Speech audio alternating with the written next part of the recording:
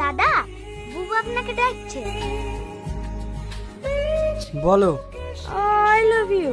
আমি তোমাকে ভালোবাসি। সেদিন তুমি আমাকে বাঁচিয়েছো, তার জন্য না, সেদিন তোমার মধ্যে যে ভালো মানুষটাকে দেখেছি, আমি তাকে ভালোবেসে ফেলেছি। তুমি পারবা না আমার জন্য সমস্ত খারাপ কাজ ছেড়ে দিয়ে ওই ভালো মানুষটা হতে? শুধু এইটুকু? আমি তোমার জন্য পুরো পৃথিবী ছাড়তে পারি। এই তো সামান্য কাজ। সত্যি? হ্যাঁ সত্যি।